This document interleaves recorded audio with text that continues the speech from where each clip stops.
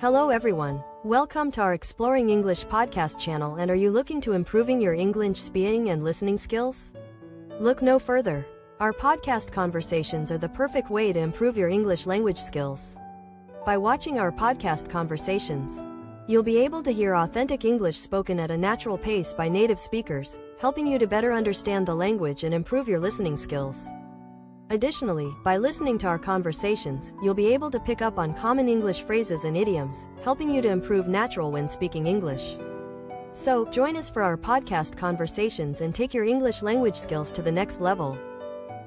All right, so we're diving deep into Iceland today. Mm-hmm. Specifically, their reputation is like the most peaceful country in the world. Okay. You sent over some excerpts from this podcast script. Yeah. It was called The World's Most Peaceful Country. Right. And we're going to unpack that together and see if Iceland really lives up to the hype. Okay. Like, is it truly as peaceful as everybody says? Right. And if so, like, what's the secret sauce? Well, the source material kind of gets right to it. Okay. It defines peace as more than just the absence of war. Okay. It describes peace as the state of like harmony and well-being Mm-hmm. where people can live together without fear, conflict, or violence. So it's not just about like avoiding bombs and bullets. Right. It's about creating a society where everyone feels safe and valued. Exactly. Yeah. And that's where things get interesting because Iceland, this tiny island nation, consistently ranks at the top of global peace indices. Wow. But here's the kicker. Okay. They don't even have a standing army. Okay, now that's what I call a paradox. Right. You'd think a country with no army Right. would be like a prime target for something. Yeah. But Iceland seems to be thriving. They are? So let's get into the reasons behind this. Okay. The source material highlights 5 key factors. Okay. And the first one is, of course, the lack of a standing army. Right. So instead of pouring money into military spending, Yeah. Iceland invests those resources into social programs like healthcare, education. Right. They even subsidize childcare. Wow. It's a pretty bold move. Yeah. They've basically chosen to prioritize their citizens' well-being over military defense. Interesting. And there's data to support this approach. Okay. Iceland has incredibly low poverty rates Okay. and high workforce participation, Wow. which are likely connected to these strong social safety nets. So it makes you wonder, like, could this be a model for other nations Mm-hmm. to focus on building a society that's strong from the inside out, Yeah. rather than relying on military might? It's a fascinating question, Yeah, and one we might want to circle back to. definitely. Now, the second factor the source points to is Iceland's small population, Okay. with only around 350,000 people. Right. It's easier to foster a sense of community and shared responsibility. I can see how that could contribute to a sense of unity. Yeah. But isn't there a potential downside to everyone knowing everyone else? Mm-hmm. Like, could that lead to a lack of diversity in thought? Sure. Or maybe make it harder to challenge the status quo? You're hitting on a key point. Okay. A close-knit community can be great for social cohesion, Mm-hmm. but it also raises questions about insularity Okay. and how open they are to new ideas and perspectives. Okay. It's something to keep in mind as we go deeper. Definitely. Okay. So moving on to the third factor. Okay, The source talks about Iceland's, like, robust legal system right? and low crime rates. Yes, It sounds like they take law enforcement very seriously. they do, and they focus heavily on rehabilitation and community involvement rather than just punishment.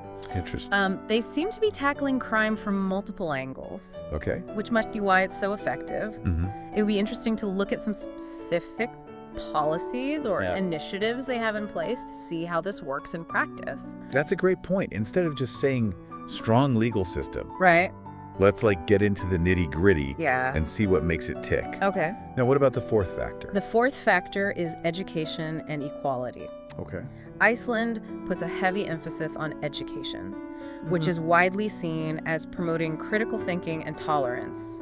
Yeah. And they've made significant strides in gender equality and social equity as well. But couldn't a strong legal system, Yeah. even one focused on rehabilitation, Right. be seen as like a form of control? That's true. How does Iceland balance that need for security Right. with individual freedom and expression? That's an excellent question. Yeah. It's a delicate balance, and one that any society striving for peace has to grapple with. Mm-hmm. The source doesn't really delve into this tension, Okay. but it's definitely something worth considering. Yeah. It's easy to romanticize peace, Mm-hmm. but there are always complexities Right. and potential downsides Yeah. to any system. It's like that saying, Mm. the devil's in the details. Yeah. We can't just look at the big picture. We have to zoom in and Mhm. see how these things play out in real life. Exactly. And speaking of zooming in, Okay. the fifth and final factor the source highlights is Iceland's profound connection to nature. Okay. Their dramatic landscapes, the volcanoes, Mhm. glaciers, Wow. waterfalls seem to have a calming and inspiring effect on its people. I can see how being surrounded by such vastness could encourage introspection Yeah. and a sense of perspective. Mm-hmm. It might make everyday worries seem smaller somehow. That's a beautiful way to put it. Yeah. Now, while the source mainly focuses on these 5 factors, I think it's important to acknowledge that Iceland's history probably plays a role too. Okay. It's strange that it's not even mentioned. Yeah, it feels like a bit of a blind spot. Right. You can't talk about a country's peacefulness without considering its past. Right. Were there any periods of conflict or violence that shaped their values and approach to peace? Mhm. That seems like a missing piece of the puzzle. Absolutely. Yeah. Understanding the historical context could provide a much richer understanding of how they arrived at where they are today. Okay, so we've got these 5 key factors. Yeah. But we also need to dig into their history Mm-hmm.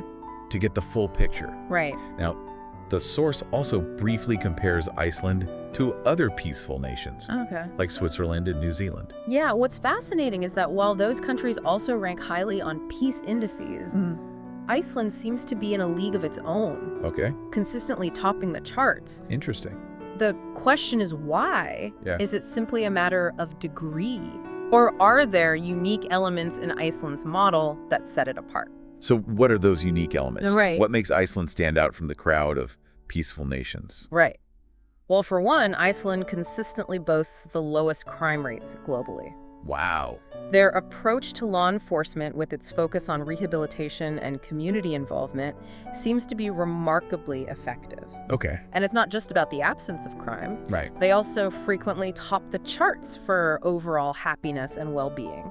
So it sounds like their model goes beyond just safety and security. Yeah. They're actively creating a society that prioritizes happiness and fulfillment for their citizens. Mm-hmm. That's pretty impressive. It is. But is it replicable? Right. Could other countries adopt a similar approach? Yeah. Or is it intrinsically tied to Iceland's unique geographical and cultural context? It's a big question. Yeah. And one that's hard to answer definitively. Okay. But I think exploring the lessons the source highlights from Iceland's approach might give us some clues. All right, let's dive into those lessons. Okay. The source emphasizes the importance of respect, environmental care, community cooperation, and personal responsibility for peace building. Right. What makes these principles so powerful, and how can we actually put them into practice? Well, the source portrays respect as a cornerstone of Icelandic culture. Oh. It's about valuing different opinions even when you disagree, Mm-hmm. and seeking peaceful resolutions to conflict. Okay. It's about fostering a culture of dialogue and understanding. It sounds so simple, Yeah, yet it's something we often struggle with, right? we do. How do we move from just talking about respect Mhm. to actually embodying it in our interactions? It starts with awareness. Oh. Are we truly listening to understand? Right. Or are we just waiting for our turn to speak? Right. Are we approaching disagreements with a willingness to find common ground? Or are we digging in our heels? Yeah. It's about challenging our own biases and assumptions. I think that's key. It's about recognizing that everyone has a story, a perspective shaped by their own unique experiences. Mm-hmm. And even if we don't agree with that perspective, Right. we can still choose to respect the person behind it. Exactly. And that ties into the next takeaway. Okay. Taking care of nature. Right. Iceland's deep connection to its stunning environment seems to foster a sense of reverence for the interconnectedness of all things. It's like living in a constant reminder that we're all part of something much bigger than ourselves. Yeah. And taking care of the planet isn't just an environmental issue. Right. It's a human one. It is. A healthy environment contributes to a healthy society, Mm-hmm. which in turn can contribute to peace. Precisely. Yeah. It's about recognizing that our actions have consequences. Okay. Not just for ourselves, Right. but for the entire web of life we're all part of. Mm-hmm. It's about shifting from a mindset of exploitation to one of stewardship. But how can we as individuals really embrace this principle of environmental care. Yeah. It can feel overwhelming. Right. Like our small actions don't make a difference. It's true that systemic change is crucial, Okay. but individual actions, when multiplied, can create a ripple effect. It can be as simple as reducing our consumption, Okay. choosing sustainable products, or supporting organizations that advocate for environmental protection. And it could also be about getting out into nature, Yes. connecting with its beauty and power. Absolutely. That firsthand experience could be incredibly motivating when it comes to wanting to protect it. Absolutely. Now, the next takeaway the source highlights is community cooperation. Okay. Iceland's small, tight-knit communities seem to foster a strong sense of shared responsibility. People help each other out, Yeah. work together to solve problems, Okay. and prioritize the collective good. It's like they've created a system where everyone feels like they're in the same boat, Yeah, working together to ensure the well-being of the entire community. exactly. And it's something we can strive to cultivate in our own communities. Even in larger, more diverse settings. Right. It's about finding ways to connect with our neighbors, Yeah. support local businesses, and Yeah. participate in initiatives that benefit the common good. It's about recognizing that we're stronger together than we are alone, and that collaboration is key to solving complex challenges. And finally, the source emphasizes the importance of personal responsibility for peace building. Okay. It's the idea that peace doesn't just happen. Right. It's something we actively create through our choices and actions. Well, instead of waiting for someone else to fix things, Yeah. we each have a role to play, however small, in building a more peaceful world. It's about asking ourselves, what can I do? It's about shifting from a mindset of passivity to one of agency. Okay. It's about recognizing that our thoughts, words, and actions have power, and that we can choose to use that power for good. It sounds like it all comes down to this. Yeah. Peace is not some abstract concept out there. It's something we embody, Yeah. something we cultivate within ourselves and within our communities. It's a journey, not a destination. Beautifully put. And while Iceland's model may not be directly replicable in other contexts, Yeah. it offers valuable insights and inspiration. Yeah. It shows us that peace is possible, even in a world often dominated by conflict and division. It gives us hope, right? It does. And perhaps even a roadmap for creating a more peaceful future, both for ourselves and for the generations to come.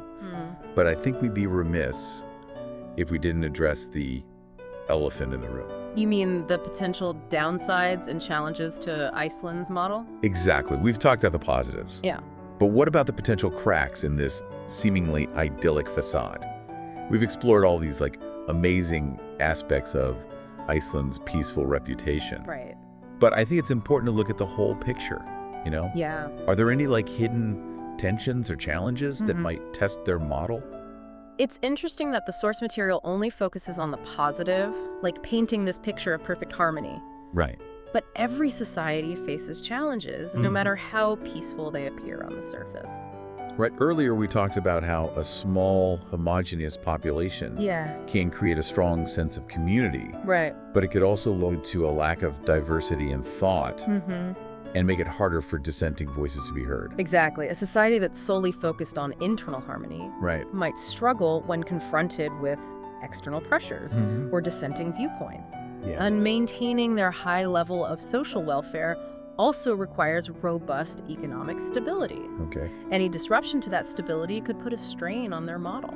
And you have to think about the impact of global issues like climate change. Right. Iceland is incredibly vulnerable to rising sea levels and melting glaciers. Yeah. These environmental threats could significantly impact their way of life. How would they adapt? Right. Would those stresses test their commitment to peace? It's a crucial question. Their deep connection to nature is both a source of peace and a potential vulnerability. Right. How they respond to those challenges will be telling. Okay. Will they face them with the same resilience and cooperation they've demonstrated in the past? Or will fear and division start to erode their social fabric? It makes you wonder if their model of peace is sustainable in the long run. Yeah. Could it withstand significant internal or external pressures? That's the million-dollar question, isn't it? It's impossible to predict the future. Right. But I think what we can learn from Iceland is that peace is not a static state. Okay. It's an ongoing process. Mm. It requires constant adaptation, a willingness to navigate challenges, Okay. and a commitment to those core values of respect, cooperation, and care for the common good. It sounds like peace isn't something you achieve and then you're done. Right. It's more like a muscle you have to keep exercising, Yeah, constantly strengthening and adapting to new challenges. that's a great analogy. And while Iceland might not be a perfect utopia, they've certainly created something special. Yeah. They offer a vision of what's possible when a society prioritizes peace. Hmm. And their story can inspire us to find ways to cultivate those same values in our own communities. So as we wrap up this deep dive, Yeah, I think the big question is, what can we as individuals take away from all this? right. What did we learn from Iceland's peaceful paradox? For me, it's a reminder that peace is not just an abstract ideal. Okay. It's something we can actively create through our choices and actions. Mhm. It starts with how we treat each other, how we care for our environment, and how we engage with our communities. It's about those small, everyday acts of kindness, understanding, and cooperation. Mm-hmm. Choosing dialogue over conflict, Mhm. empathy over judgment, and collaboration over competition. Exactly, and recognizing that we're all part of something much bigger than ourselves. Yeah. Interconnected in ways we might not always see. Hmm. Iceland's story gives us a glimpse of what's possible when we prioritize those values. It's a challenge and an inspiration to create a world where peace is not just a dream, but a lived reality. This has been a fascinating exploration of Iceland's approach to peace. It has. You've given us a lot to think about: the inspiring aspects of their model, Mm-hmm. the potential challenges they face, Yeah, and most importantly, the role we each play in creating a more peaceful world. right. Thanks for joining us on this deep dive.